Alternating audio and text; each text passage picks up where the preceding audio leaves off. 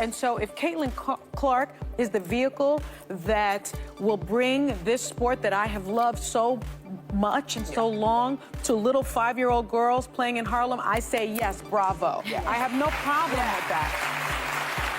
Caitlin Clark, the basketball sensation rewriting records and redefining women's sports, finds herself at the heart of a polarizing debate about race, privilege, and talent. The conversation, sparked by remarks from Sunny Hostin. With that being said, I do think that there is a thing called pretty privilege. There is a thing called white privilege. There is a thing called tall privilege. And we have to acknowledge that. And so...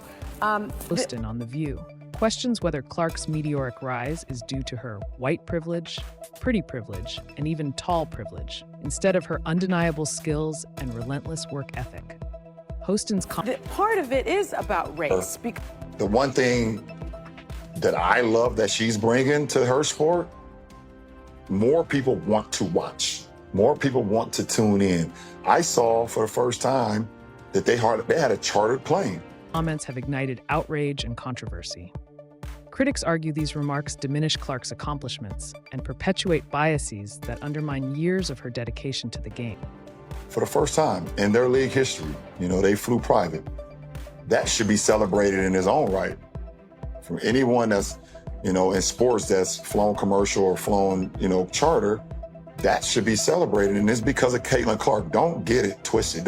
Clark's supporters, including NBA icon LeBron James, have come to her defense, emphasizing her monumental impact on basketball.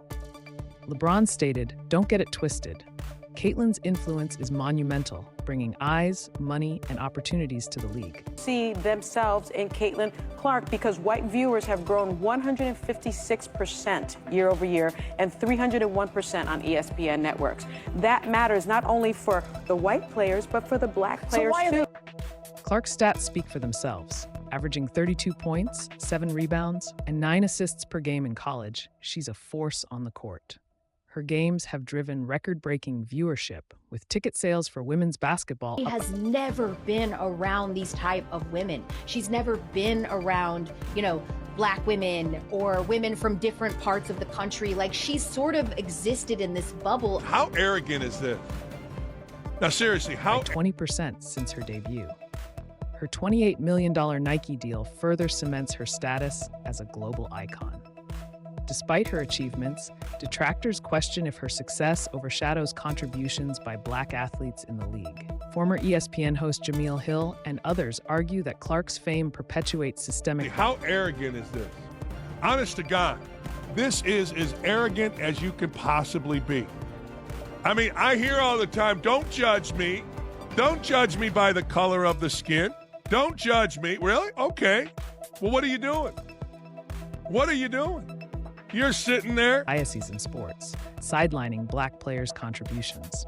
However, Clark has consistently supported her peers, defending Angel Reese when the LSU star faced backlash she was for taunting her during the game. This debate raises broader questions about how society perceives greatness, that important to especially when you it challenges to run existing the narratives. Kennedy Carter hit. Does Caitlin Clark's success stem from privilege, but yet you or didn't is it even a testament discuss to unparalleled talent and determination?